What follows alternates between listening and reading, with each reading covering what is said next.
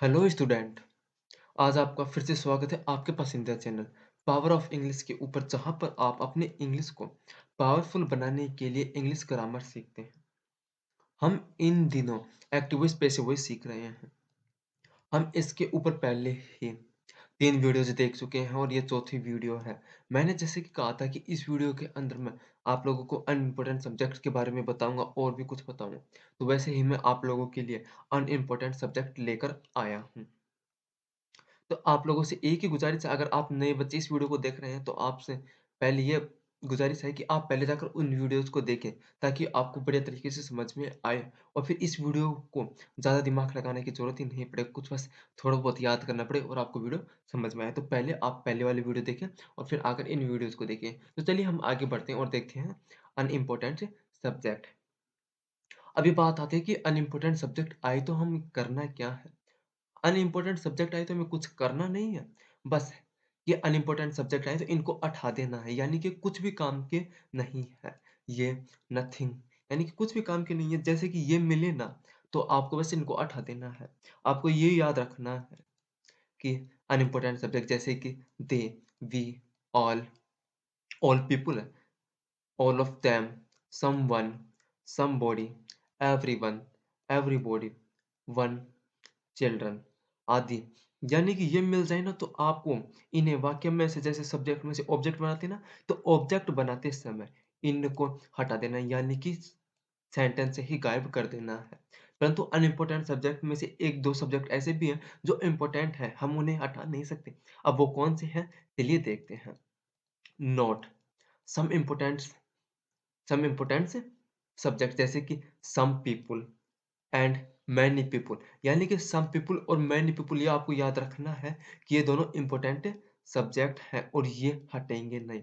यानी कि सब्जेक्ट का ऑब्जेक्ट बना रहेंगे और ऑब्जेक्ट का सब्जेक्ट बना रहे होंगे, तब इनको हमें हटाना नहीं है। देखिए, these are not unimportant subject, it's will use when we make passive voice. ये आपको याद रखना है, स्पेशली तौर से आप लोगों को ये याद रखना है। चलिए हम आगे बढ़ते हैं और समझते हैं एग्जाम्पल के जरिए। Active voice, people take tea in the morning. अब इसमें क्या आ गया, पीपुल, यहाँ पर ऑल पीपुल भी हो सकता था। और ये देखो, टेक फर्स्ट पर्सन, मतलब वो बोलते हैं ना वर्ब की फर्स्ट फॉर्म। अब ये बताओ कि वर्ब की फर्स्ट फॉर्म किन किन में यूज होती है। वर्ब की फर्स्ट फॉर्म प्रेजेंट के अंदर होती है, मतलब सिंपल प्रेजेंट के अंदर होती है, और फ्यूचर सिंपल के अंदर होती है, यानी कि सिंपल फ्यूचर के अंदर होती है। सिंपल फ्यूचर के अंदर तो शैल विल मिलेगा, तो यहाँ पर तो है नहीं। अब यहाँ पर है, तो क्या हो गया सिंपल प्रेजेंट। तो सिंपल प्रेजेंट को किस में बनाएंगे हम, प्रेजेंट कंटिन्यूअस के अंदर। तो चलिए हम आगे बढ़ते हैं, देखते हैं कैसे वो इसे। टी, टी इसके अंदर ऑब्जेक्ट है, तो T is taken in the morning. T is taken in the morning, जैसे कि हम पहले बनाते आ रहे थे कि टी लिखते हैं, यानी कि ऑब्जेक्ट को सब्जेक्ट बनाते, फिर हेल्पिंग वर्ब का यूज करते, वर्ब की थर्ड फॉर्म का यूज करते, फिर ऑब्जेक्ट जो सब्जेक्ट था उसको ऑब्जेक्ट बनाते, जैसे कि पीपल को ऑब्जेक्ट बनाते, परंतु यहाँ पर नहीं है, इनको हटा ही देना है। तो आपको सीधा सिर्फ इन द मॉर्निंग यूज करना है। चलिए हम आगे बढ़ते हैं और नेक्स्ट देखते हैं। चलिए इसके पहले रूल देखते हैं। रूल्स, ऑब्जेक्ट को सब्जेक्ट बनाओ, यूज वर्ब की थर्ड फॉर्म करो, और एडवर्बियल हो तो वैसा का वैसा प्रयोग करो। ना तो इसमें मैंने लिखा कि ऑब्जेक्ट को सब्जेक्ट बनाओ। चलिए आगे बढ़ते हैं। और हाँ, हेल्पिंग वर्ब का यूज आपको करना है, चाहे इसमें मॉडल भी आ सकता है, कुछ भी आ सकता है। यह आपको याद रखना है कि इसमें मॉडल भी आ सकता है, कोई भी आ सकता है। चलिए हम आगे बढ़ते हैं। Active, many people take tea in the morning. अब मेनी पीपल मैंने आप लोगों को कहा था कि मेनी पीपल, तो आपको याद रखना है कि ये अनइम्पोर्टेंट सब्जेक्ट नहीं है, तो यह आएगा। टेक, वही पता है सिंपल प्रेजेंट की है, टी इन द मॉर्निंग। चलिए देखते हैं पैसे वैसे। T is taken by many people in the morning. चलिए देखिए कि टी ऑब्जेक्ट को सब्जेक्ट बनाया, इज पता ही है कि सिंपल प्रेजेंट का था, तो हम इसे प्रेजेंट कंटीन्यूअस में बनाएंगे, और टी इज एक सिंगुलर है इसलिए इज का आया। टेकन यानी कि वर्ब की third form bye, many people इसमें ये अनइम्पोर्टेंट सब्जेक्ट नहीं थे, तो इसलिए हमने यहाँ पर यूज किया इन द मॉर्निंग। चलिए हम आगे बढ़ते हैं। Active, they abuse the leader in the meeting. अब इसमें देखिए passive voice, the leader was abuse in the morning. They, तो देखिए आप लोग कि यहाँ पर मैंने क्या कहा था कि दे भी एक उनमें अनइम्पोर्टेंट सब्जेक्ट है तो ये नहीं आएगा। अब्यूज, अब ये देखो कि वर्ब की सेकेंड फॉर्म कौन सा हो गया, पास्ट टेंस। द लीडर, ये सब्जेक्ट बनेगा।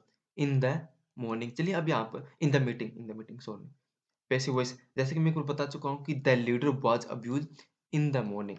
अब यहाँ पे आपको पता लग ही गया होगा कि द लीडर इसमें सब ऑब्जेक्ट था तो इसलिए हमने यहाँ पर सब्जेक्ट बनाया वाज।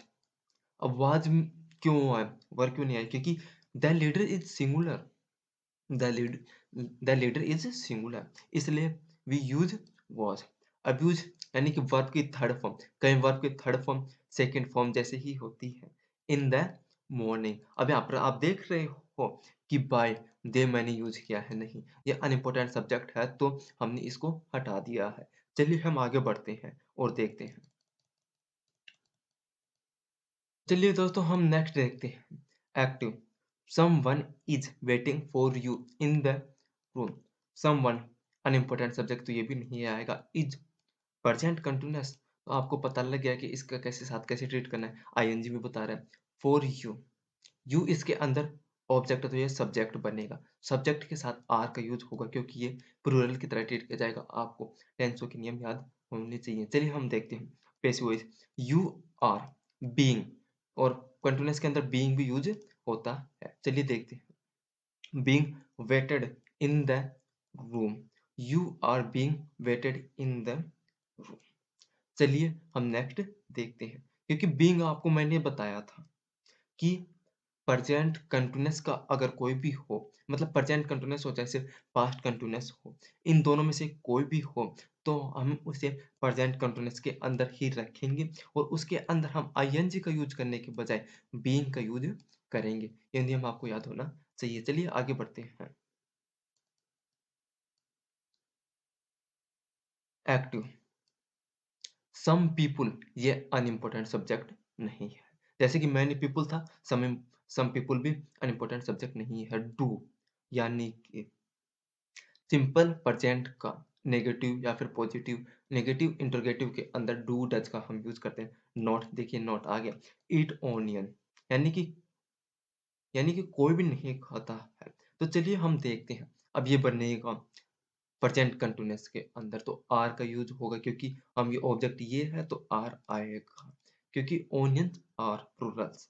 चलिए हम देखते हैं passive voice, onions are not eaten by some people। अब ये देखो कि onions प्लूरल है इसलिए हमने आर का यूज किया, अगर ओनियन होता तो हम इज का यूज करते, नॉट नेगेटिव के लिए क्योंकि यहाँ पर नॉट है। ईटन यानी कि वर्ब की थर्ड फॉर्म, ईट की थर्ड फॉर्म, और बाय समवन्स अनइम्पोर्टेंट सब्जेक्ट है, बाय सम पीपल्स इसलिए हम यहाँ पर यूज करेंगे। चलिए हम आगे बढ़ते हैं और देखते हैं इंटरोगेटिव। अब ये इंटरोगेटिव क्या है, अगर आप लोगों ने मेरे से टेंस पढ़े होंगे तो आप लोगों को पता लग ही गया होगा कि अब तक अनइम्पोर्टेंट सब्जेक्ट होते क्या है। यानी कि आपने टेंस पढ़े होंगे तो पता लगेगा कि नहीं, वरना मैं बताता हूँ कि कैसे क्या होते हैं।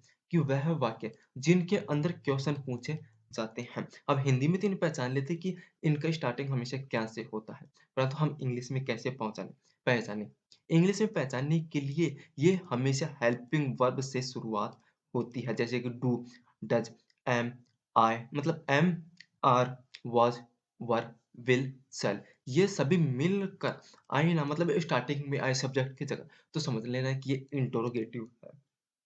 एक तो ये होती है इंटरोगेटिव की, और दूसरा डब्ल्यू एच वर्ड मिल जाए, जैसे कि हु आर यू, इसमें हु आर यू कहाँ से शुरू हो रहा है, डब्ल्यू एच वर्ड से। अभी बीच में पहुंच सकता है, बीच में पूछता तो आर यू, मतलब आर हु यू, तो ये भी आर आता तो भी ये इंटरोगेटिव तो हो ही था, मतलब क्वेश्चन तो पूछ रहा है, यानी कि आपको ये ट्रीट करना है।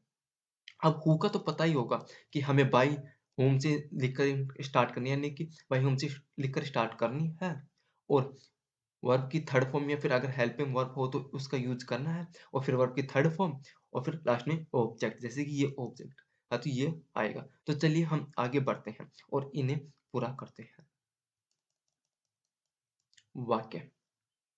जब वो वाक्य WH वर्ड से स्टार्ट हो तो पैसिव वॉइस बनाते समय WH वर्ड को से ही स्टार्ट करें। जैसे कि मैं आपको ऊपर समझा चुका हूँ कि जैसे कि हु से आए तो हमें बाय होम से ही स्टार्ट करना है। हु से आए तक और भी आ सकते हैं व्हाई, देम मतलब व्हाई और भी आ सकते हैं ना, तो उनसे हमें फिर उनसे स्टार्ट करना है, परंतु हु से आए तो बाय होम से हमें स्टार्ट करना है। चलिए हम आगे बढ़ते हैं। हेल्पिंग वर्ब के स्थान पर हेल्पिंग वर्ब का ही यूज़ करें कि जैसे कि मैं समझाता हूँ कि ये मतलब क्या है इसका। एक एग्ज़ाम्पल की ज़रिए समझाता हूँ कि active do the boys play cricket.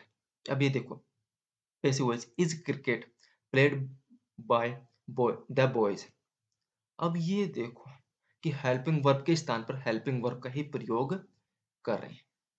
अब ये डू किसका है? सिंपल प्रेज़ेंट का, मतलब इंटरोगेटिव के अंदर यूज़ होता है, नेगेटिव के अंदर भी होता है। तो डू कहाँ से आया? स्टार्टिंग से आएगा। तो हम यहाँ पर देखो इज़ प्रेज़ेंट कंटीन्यूअस के अंदर सिंगुलर के लिए प्रयुक्त प्रयुक्त होने वाला इज़ का हमने स्टार्टिंग में प्रयोग किया। यानी कि जैसे कि स्टार्टिंग में डू आता है, यानी कि स्टार्टिंग हेल्पिंग वर्ब से हो रही है, तो हमें भी पैसिव वॉइस बनाते समय स्टार्टिंग हेल्पिंग वर्ब से ही करनी है।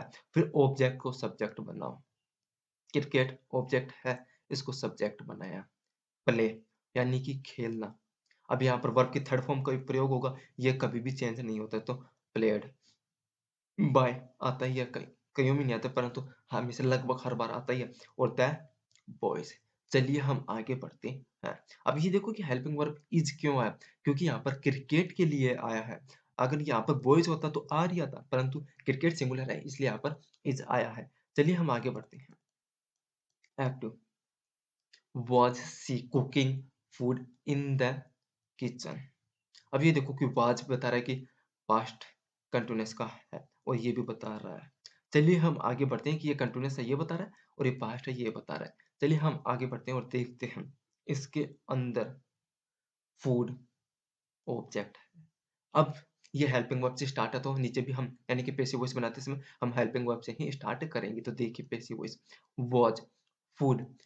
अब इसके अंदर हम बीइंग का यूज़ करते हैं कि मैंने ऊपर भी बताया था कि कंटीन्यूअस हो तो कंटीन्यूअस के अंदर ही रखेंगे, परंतु हम बीइंग का यूज़ करेंगे। तो बीइंग कुक्ड यानी कि वर्ब की third form in the kitchen bye her by her. अब बाय सी मतलब सी की जगह हर आया है क्योंकि सब्जेक्ट को ऑब्जेक्ट बनाने के लिए वो टेबल याद रखनी होगी, तो मैंने पहली वीडियो के अंदर बताई थी एक्टिव वॉइस पैसिव वॉइस की। चलिए हम आगे बढ़ते हैं। तो स्टूडेंट हम आगे देखते हैं active did she write a letter to her father. अभी थोड़ा सा कंफ्यूजिंग है ऑब्जेक्ट और सब्जेक्ट के मामले में, बाकी का सरल है। डिड पता लगा कि सिंपल पास्ट का है तो पास्ट कंटिन्यूअस के अंदर बनेगा। चलिए हम देखते हैं। ए लेटर इसके अंदर सब्जेक्ट है, परंतु ये डिड से शुरू हो रहा है तो ये भी वाज से शुरू होगा क्योंकि ए लेटर एक सिंगुलर है। चलिए देखते हैं passive voice. Was a letter written to her father by her. अब ये देखो कि रिटर्न यानी कि वर्ब की थर्ड फॉर्म वाज क्यों आई, क्योंकि लेटर सिंगुलर है। अब इसमें बीइंग क्यों नहीं आया, क्योंकि बीइंग इसलिए नहीं आया क्योंकि ये कंटीन्यूअस से कंटीन्यूअस में नहीं गया है, सिंपल से कंटीन्यूअस में गया है। टू हर फादर यानी कि अपने पिताजी के लिए। बट लास्ट में देखो ये ऑब्जेक्ट को सब्जेक्ट बनाते हैं और सब्जेक्ट को ऑब्जेक्ट बनाते हैं, तो बाय हर। चलिए हम आगे बढ़ते हैं और देखते हैं next. Active are you helping your sister कौन-सा है? प्रेज़ेंट कंटीन्यूअस तो प्रेज़ेंट कंटीन्यूअस को प्रेज़ेंट कंटीन्यूअस में लेंगे और बीइंग का यूज़ करेंगे। वर्ब की थर्ड फॉर्म ये तो आती होती ही रहेंगी। चलिए हम देखते हैं तो ये अब ये देखो कि प्रेज़ेंट कंटीन्यूअस तो प्रेज़ेंट कंटीन्यूअस में रहेगा, परंतु आर से शुरुआत तो ये भी मतलब हेल्पिंग वर्ब से शुरुआत होगी। एक्टिव से passive voice is your sister object था तो ये सब्जेक्ट बनाएँगे, परंतु your sister is singular. Your sister थोड़ी ना है, तो ये सिंगुलर है इसलिए हम इसका यूज़ करेंगे। बीइंग मैंने बताया था कि आएगा हेल्प वर्ब की थर्ड फॉर्म बाय यू। चलिए हम आगे बढ़ते हैं और देखते हैं कुछ नया। Active have you finished your work. अब ये देखो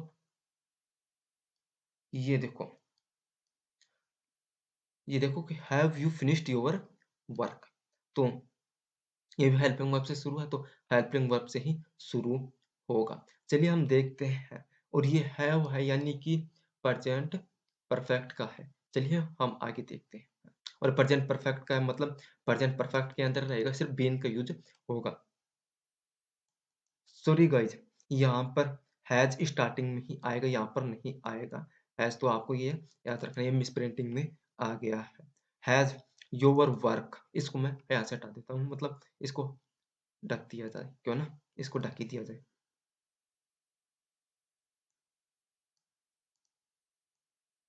हम्म हम्म, अब ये ठीक रहेगा। इसको कम कर लेते, नहीं तो ये अपन से लिखा नहीं जाएगा। हम्म,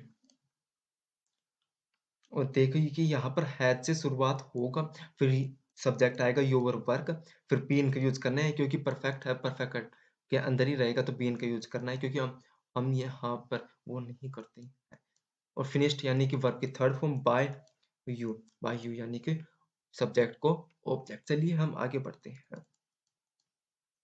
act two, when will you return my book. जैसे कि मैंने कहा था कि डब्ल्यू एच वर्ड से शुरुआत हो, तो हम डब्ल्यू एच वर्ड से ही नीचे शुरुआत करेंगे, जैसे कि हम हर टेंस के अंदर करते आए हैं, वैसा ही होगा। विल यानी कि फ्यूचर का है, और फ्यूचर के अंदर हम बी का यूज करते हैं। चलिए हम देखते हैं नेक्स्ट, यानी कि इसका पैसिव वॉइस।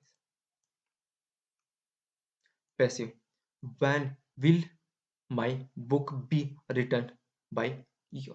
व्हेन, जैसे कि मैंने कहा था कि डब्ल्यू एच वर्ड और तो डब्ल्यू एच से शुरुआत करेंगे, और फिर हेल्पिंग वर्ब आ गई, फिर सब्जेक्ट, सब्जेक्ट भी आ गया, और फिर बी, जैसे कि मैंने कहा था कि बी का यूज करेंगे, रिटर्न यानी कि वर्ब की थर्ड फॉर्म, और bye you.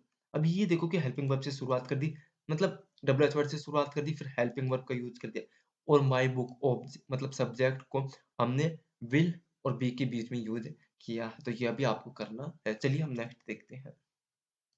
Active, W H word से शुरुआत है, why were you laughing at Sita.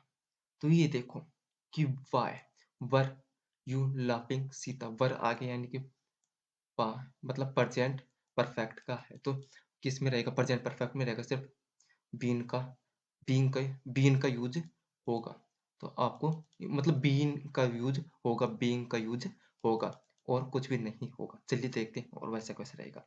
W H word से स्टार्ट है, तो पैसिव वॉइस बनाते समय डब्ल्यू एच वर्ड से स्टार्ट कर देंगे। वाई, सीता, ऑब्जेक्ट को सब्जेक्ट बनाना है, याद रखना है। वाज, वाज आ गया क्योंकि वाज वर्ब था, तो सीता सिंगुलर इसलिए वाज का यूज होगा। बीइंग, जैसे कि मैंने कहा था कि बीइंग का यूज होगा। लाफ्ट यानी कि वर्ब की third form at by you, subject को ऑब्जेक्ट, और लास्ट में क्वेश्चन मार्क। चलिए हम आगे बढ़ते हैं। Active, what is he writing. Is यानी कि वही प्रेजेंट कंटिन्यूअस का, तो प्रेजेंट कंटिन्यूअस में रहेगा, बीइंग का यूज होगा। चलिए हम आगे बढ़ते हैं और देखते हैं।